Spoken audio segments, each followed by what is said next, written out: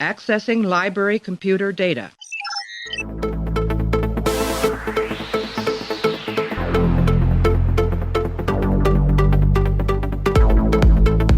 And to make sure that history never forgets the name Enterprise.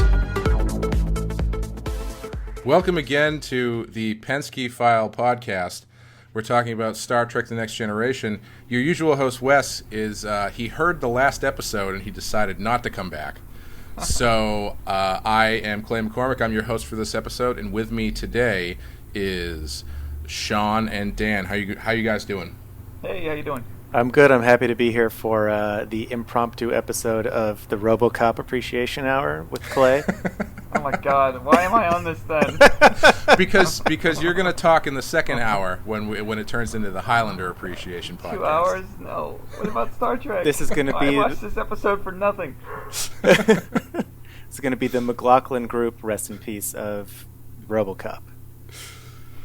Anyway, today we're talking about Rightful Heir, which is episode 23 of season 6. And I'm assuming the McLaughlin Group is a RoboCop reference. You're big into politics, Sean. You've never watched the McLaughlin Group?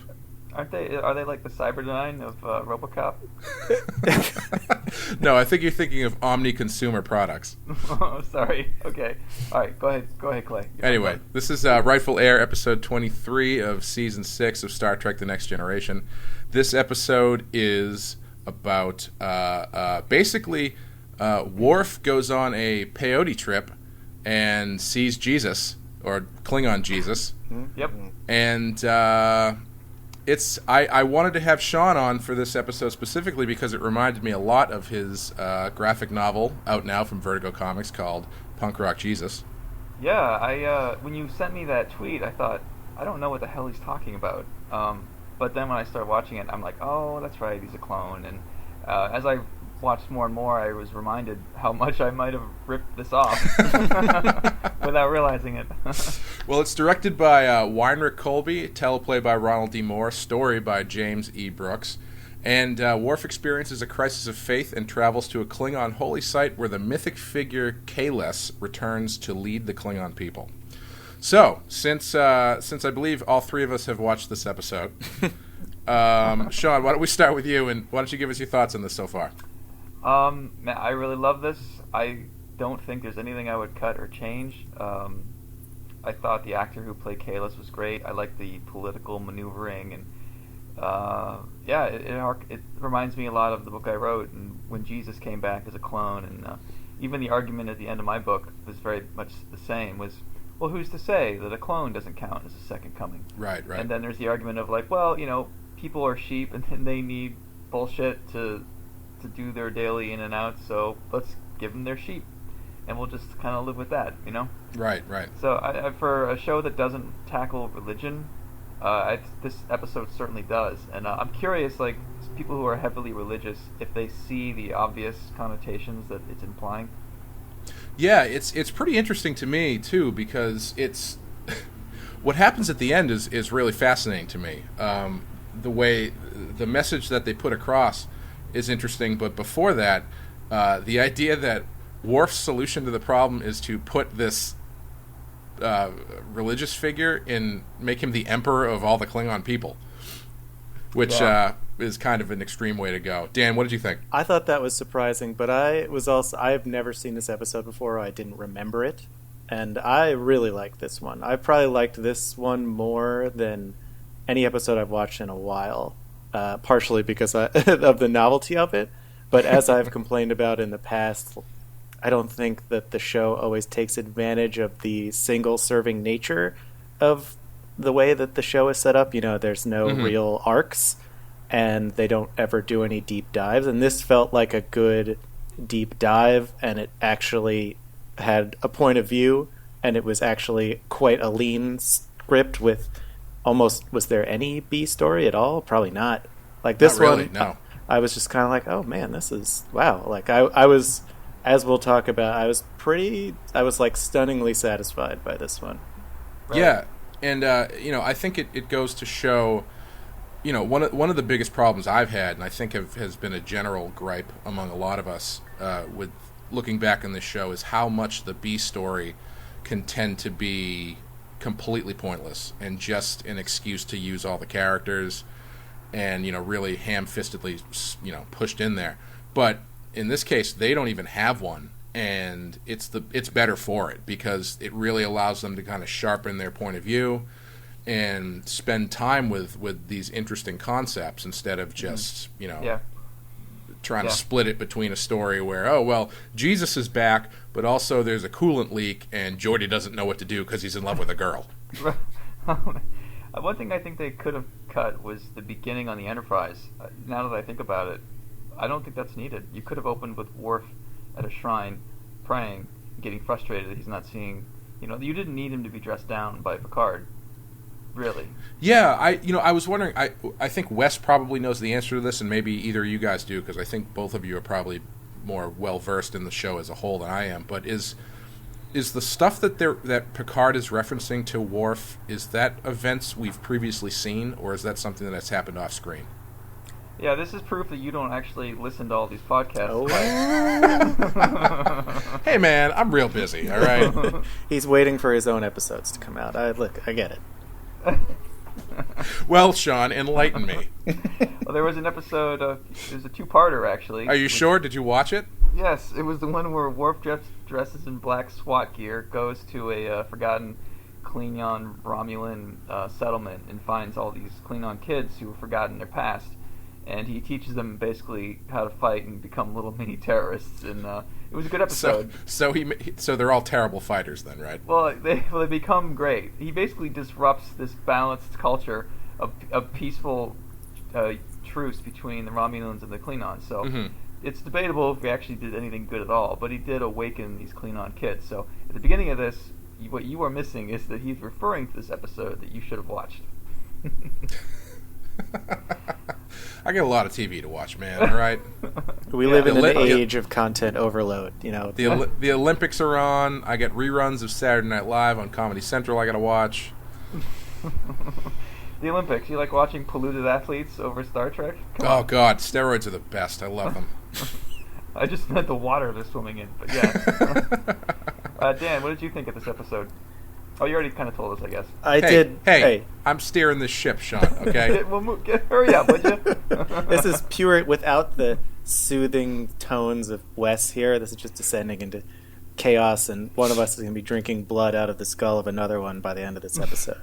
Who do you think does the best Wes impression? Whew. Hey, moving on. Wes here. I always kind of do this with my voice. And Clay, what do you think? Buddy? I don't know. We're never going to be invited back on this show.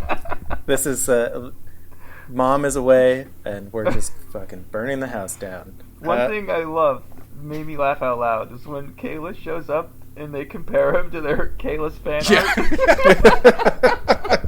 That sweet Drews and Kalis that they have on the wall. Yeah, the guy who had died 15,000 years ago or whatever shows up wearing the same thing he's wearing in the painting that's on the wall. He should have walked out of the painting sort of Vigo style, just sort of. Oh yeah.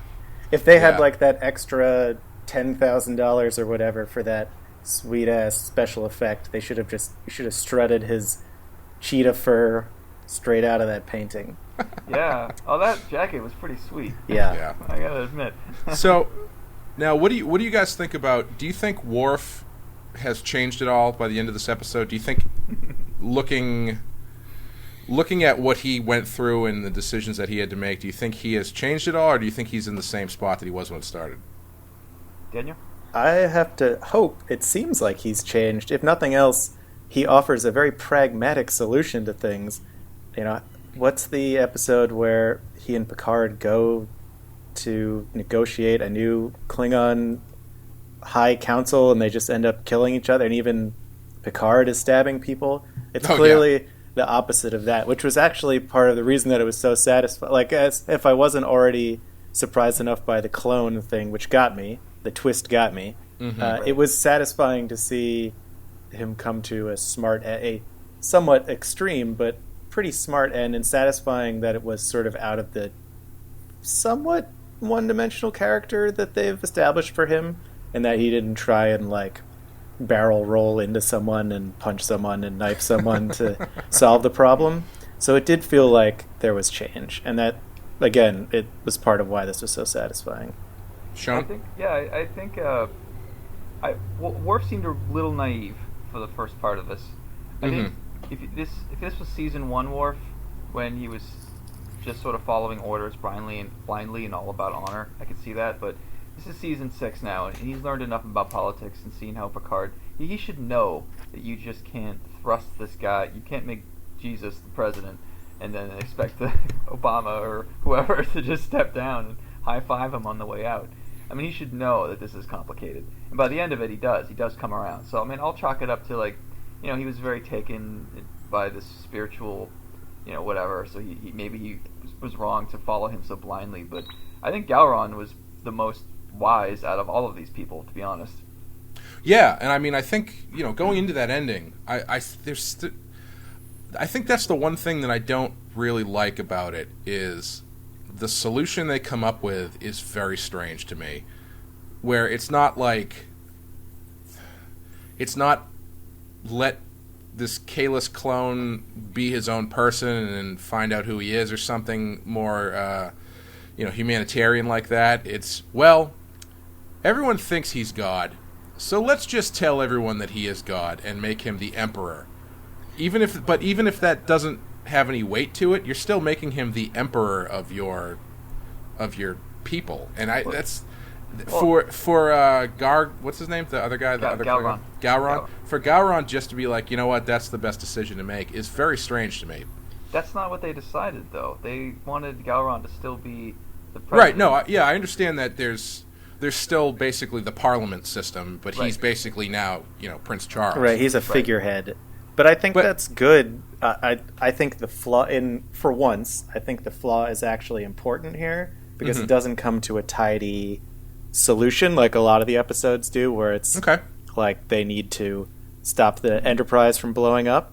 This is more, there's something enjoyable about it, leaving it this sort of tattered end, this sort of thread that sort of is probably not the best idea, but you're like, oh, okay, it's cool. It's just a cool idea. And the fact that it doesn't come to the sort of somewhat cold, perfect ending that a lot of the episodes do is satisfying. And it goes to why it's an interesting episode to watch. Well, I guess what surprised me about it is that the Klingons before this have never really felt like a religious people. Right. You know, they're a lot more dirt and blood kind of people. Mm-hmm. So to have this character who is now, for all intents and purposes, going to be the spiritual leader of this entire people, I don't know. It just, I guess it doesn't not make sense, but it seems like kind of a big step for what we've seen so far of the Klingons. Yeah. Well, I mean, I felt that it was very plausible. I mean, Gowron has two choices.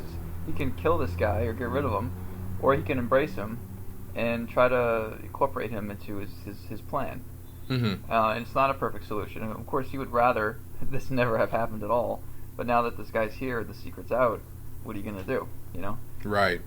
I think that at the end, when he bowed to him, I don't see Gowron bowing to him. I actually think that they should have, you're going to laugh, bowed at the painting, just at the idea. Okay, like they're all down with the idea. Like, all right, you're a carbon copy, and maybe you will be great one day. But right now, we're all in this for a higher reason that's beyond any of us. That's not you. It's that guy in that painting. Yeah, that makes sense. That would have been a really interesting scene. Actually, that would have been pretty cool. Well, they kind of have that again. In that, they kind of have that in even once the truth is revealed. Those two, and this is one of my favorite scenes, is that Worf and Data go back down to the holodeck, and two of the Klingons are still there, sort of praying and waiting, and their faith is still intact even after all of that. So it's a nice little nod. It's a nice little detail to sort of prove out what their faith is like. And they're already, it's like, hey, it's already the strong-headed people. Here's a nice application of that towards their faith. So that little scene right there was pretty cool. Right. Do you think Worf needed to threaten with his brother, you know, my brother and our people will remove support? Or he made another threat to Gowron to get him on board. It wasn't just he had a great idea. He also had to threaten him. Do you That's think he needed that threat? Yeah, I mean, probably. I don't know, because Gowron didn't seem like he was gonna fall in line with this very quickly. I mean, because I guess I'm thinking about it from his perspective, where even a figurehead could theoretically hold more power than he does if he gets enough people behind him. Mm-hmm. Right. So yeah, I think he definitely needed the nudge to fall in line, I guess. Right. I think that if they were able to clone Gowron and then upload his memories and change his mental pathways or whatever, they could have also given him matrixed him out a bit with some kung fu, and made him a better warrior. Yeah. Well, see, that's an interesting thing, because I was thinking about it once they kind of revealed what the deal was. Why does the fact that he's a clone of this person make him wise enough to continue the legacy? You know what I mean? Like, I know that they uploaded, whatever teachings into his brain or whatever, right. But does that not also leave room for him to be controlled? I mean, right. We're probably thinking 5 steps beyond the end of this episode here, but it's just an interesting thing to think about. No, you're right. So he's uploaded with all the Bibles and verses, and like a lot of blind Christians, they seem very convinced of their own BS, and they're able to seemingly hold the attention of an entire room or a church. Mm-hmm. Do they actually have any real life experience? I don't know, but they're good at faking it, and right. There is a skill to that, and this guy does have that skill. And even though he doesn't actually have these actual experiences as Kahless, he is the foundation of Kahless. Like, maybe in 20 years he will be just as wise as Kahless, because he's still got the same brain, mm-hmm. In a way, mm-hmm. The Right. potential with this guy should be through the roof, even though he's a little underprepared right now. Or Right. he's the Kahless for a new generation, and they can imprint, what they need for now on him, and not from Right. 15,000 years ago. Like, he's regular Kahless, but he's got sunglasses on now. Yeah, exactly. New hat. Well, it would... It's 2 action figures. This would be an interesting character to go back and revisit, because it would be interesting to see where he is however many years later. That sort of thing would be pretty interesting. I mean, you'd basically have, like, kind of... I wonder if it would be like the second half of Punk Rock Jesus, where he decides he doesn't want to do this anymore, kind of thing, right. It would be interesting to see what direction he goes in. So there's a Deep Space Nine episode where Worf eventually kills Gowron. Oh, really? Yeah, and that would be a great time for Kahless to pop in and be like, "Hey-o, about time." He sits in the throne or whatever. But, right. I don't remember him being part of it, but that would have been a really cool thing to see. Like, a hell of a throwback. Yeah, oh, mm-hmm. absolutely. Now, what do you guys think about Star Trek covering this sort of thing, this sort of concept in the show? Because it's really the first time, I think you said earlier, Sean, it's really the first time that they've dug deep into the idea of religion more than they have. I mean, they tie it in with the clone thing, but it's really an episode about faith and about religion, and that's very unique on this show, which is, it's not really something they ever talk about. Right. Yeah. What do you think, Dan? I think that it was very refreshing. That's probably the simplest way to say it. It's nice for them to go for something that's a little more atmospheric and a little more romantic, that lets what can often be a very dialogue heavy and less so action heavy kind of show actually play to that advantage, and it freshens things up. And there's always a nice interplay between sci-fi and religion. Anytime it's done really well, it works perfectly. And I think this is one of those places where it kind of late with this middle of the season, of a late season, it's just sort of breaks it out of the mold. Mm-hmm, mm-hmm. Why did Roddenberry not want to do religion? That's I don't a good know question. The answer. Yeah, I mean, he's an atheist. Okay, so you don't want Right. to tackle it because you think it's all BS? Well, why not use this amazing conveyor you've created to address it?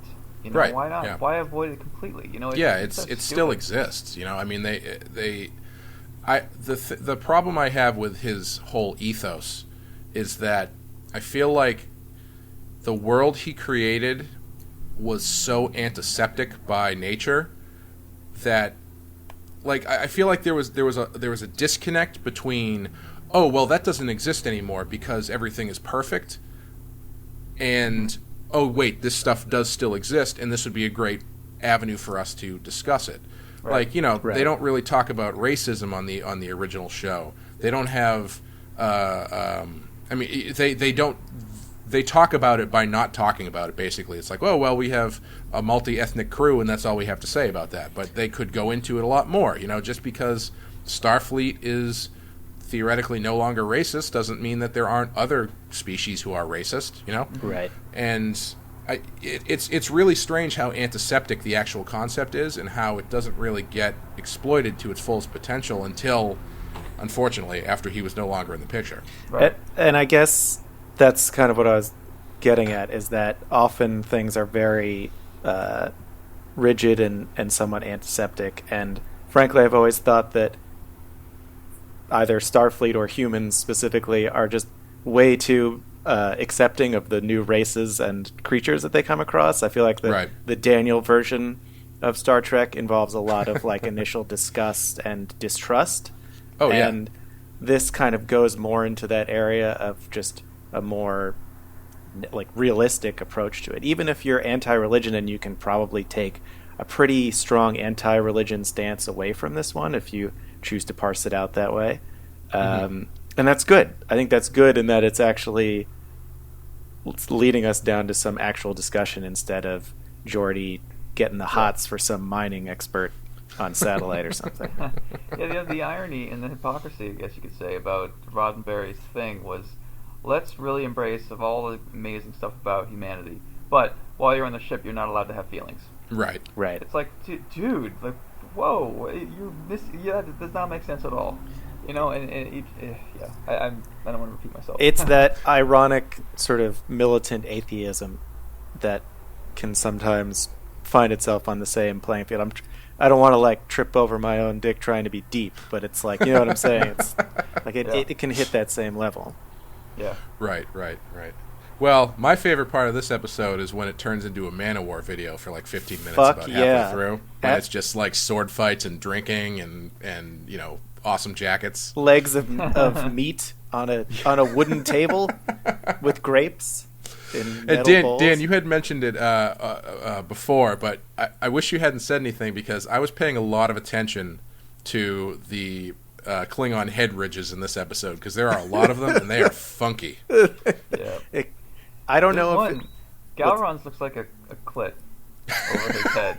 See, Sean, now you're pointing to something that when I was texting him weird things before he watched the episode, I said, not only does it seem like every Klingon's head is cold all the time, but you know that Klingon sex involves those ridges, because the ridges are like so deep and weird and organic. There's some tickling that happens. Oh yeah, there's and like man, a Klingon French tickler.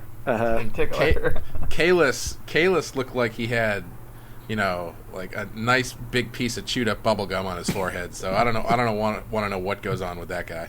Did you ever watch on sex toys? Yeah.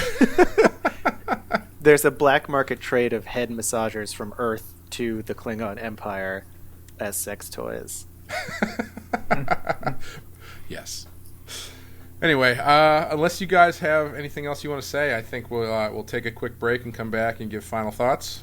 Seriously, the heads all look like vagina stamps. Pretty much. Like one of those Rorschach tests where it's just always a vagina every time. Basically. All right, you guys think of what each head ridge looks like, and we'll be back in a second. Accessing library computer data. Hey, it's me, Wes, back again with another abbreviated thoughts for one of these episodes that I haven't been able to do the main podcast on, but I'm sure that I think Sean, Dan, and Clay did this one. I'm sure they did a great job. This one is probably the more interesting episode than Suspicions, which was the last one that they did. My brief thoughts here. Rightful Heir, doesn't it kind of fits so sweetly into the Worf storylines, and I mean that in the sense that the Worf storylines are funny because it's if I was to like modernize the show, I think I'd go along with something like what they did with the Worf storyline. Like I think the Worf continuing storyline is probably one of the tightest overarching stories that they ever did. Um, I think if you were to if you were to pull out all of the Worf Klingon storylines and you watch them in order, I think they would hold up pretty well. And I don't know if you could say that about some of the other character stories. I feel like they'd be a little bit more jumbled up. But I feel like the Worf storyline has been a very straight arrow through the heart of this narrative for him. And it sort of makes sense to come, right out of Birthright, which I don't know if those guys watch, which might be why if they didn't get the reference at the start about what Worf was talking about, it's about Birthright. And it feeds nicely into this about Worf's sort of clash of cultures and questioning his faith in the Klingon culture. And I think that this episode is good. It's like very good, but it's not great. And I feel like that's the thing with all the Worf storylines. And I wonder, I don't know if those guys talked about it, but I would like to talk about it at some point. Hopefully there's another Worf storyline. About the fact that why the Worf stuff doesn't really feel like it hits all the time. I don't know why it is. I don't know if it's because the Klingons are involved and they're not particularly well drawn or particularly all that interesting. Dorn is fine in it. I like Worf, the character. For some reason, all of the Worf storylines feel like they're 4 out of 5. So for me, that's what this episode is going to be. But they feel like they're all very good, but none of them are really great. And none of them are ever any of the best episodes that the show ever did. And I don't know why that is. And that's kind of interesting. But anyway, outside of that, for the episode itself, I really like this episode. I think it's a very interesting take on religion from TNG's sort of ethos and point of view. I think that the narrative does a really good job of disguising what's going on for a long time, and sort of they play up the is it or is it not Kahless very well. Each act break ends with some sort of revelation about whether or not it is Kahless, and it always turns out to be. The genetic testing works through. I think modern audiences would probably have a quicker time picking up the fact that it's a clone than maybe audiences in the early 90s did. But I think it still holds up. The one weak part, I think, is that Kahless, after it's revealed that he's a clone, just sort of disappears into the background.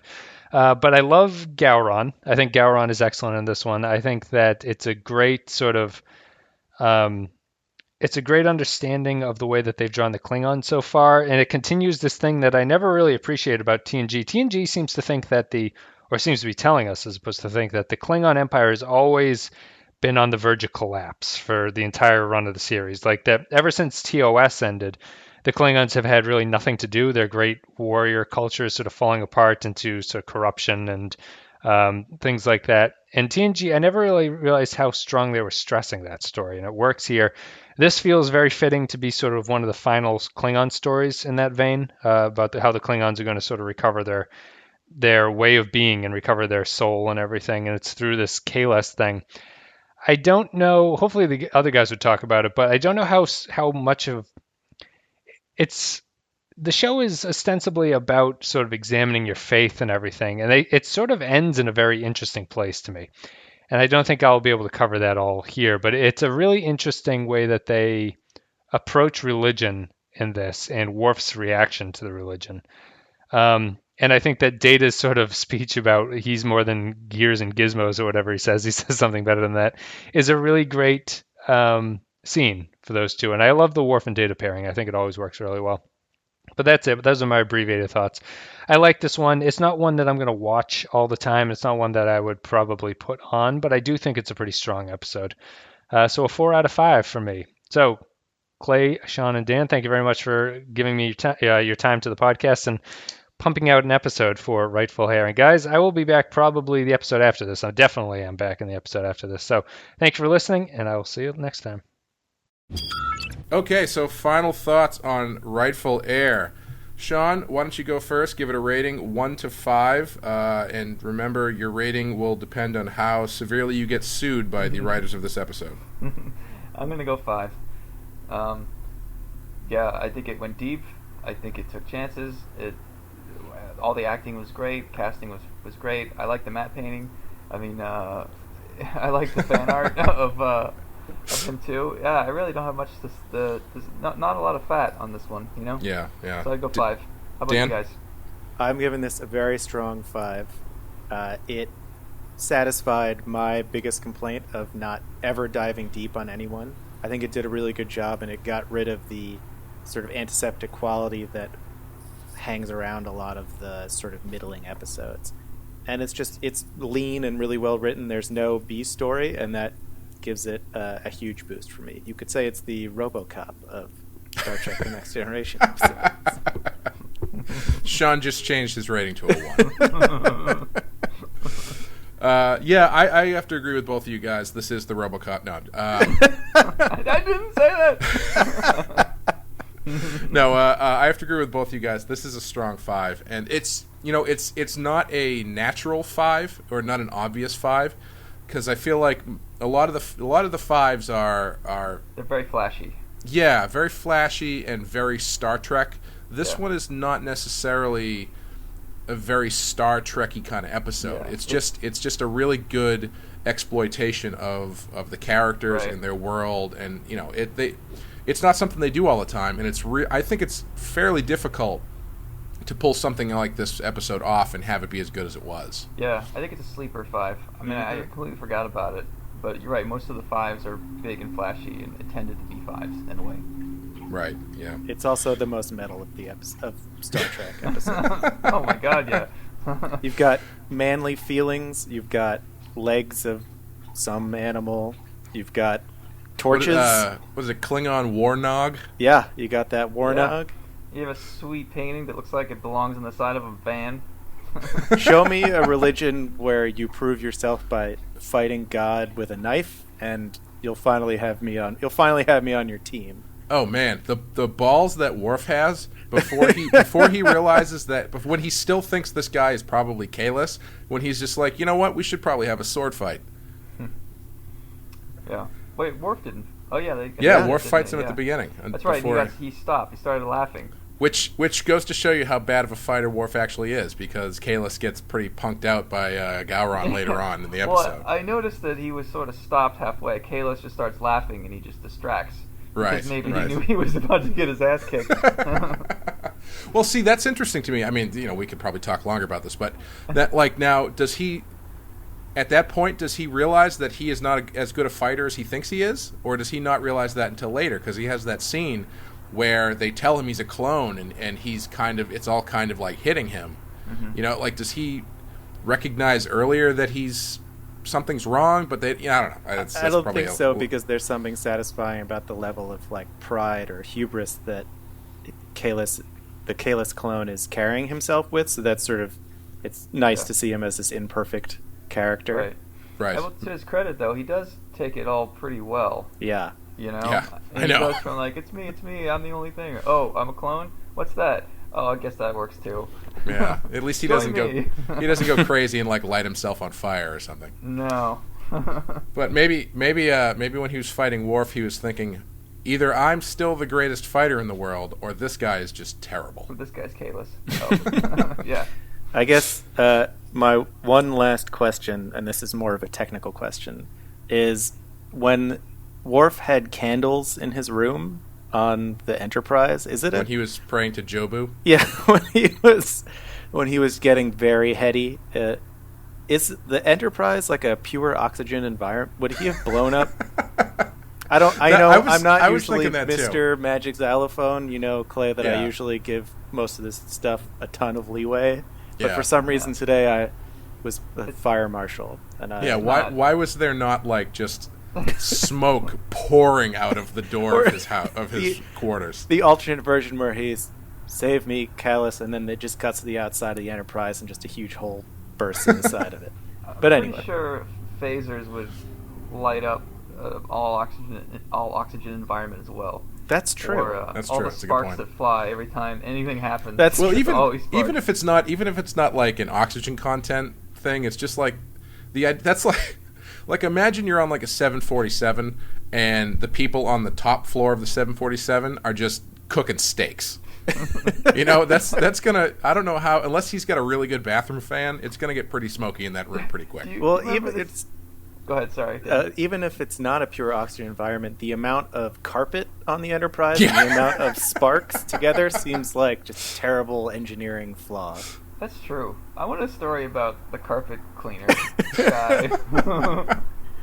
I was also thinking, you remember that scene in Demolition Man where Stallone gets into a car accident and the car fills with foam?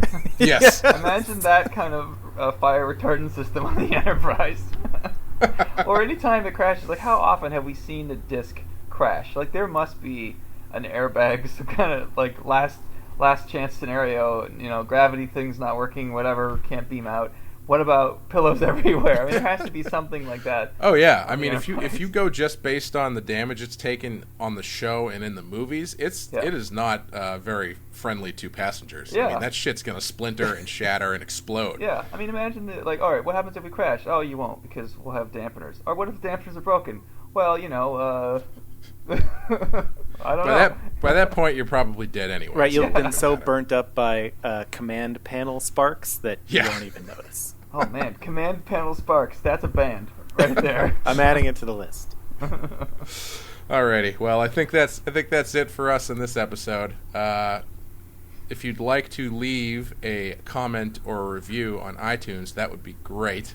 And if you left one that said how much better it was without Wes, that would be awesome. You don't have to mean it.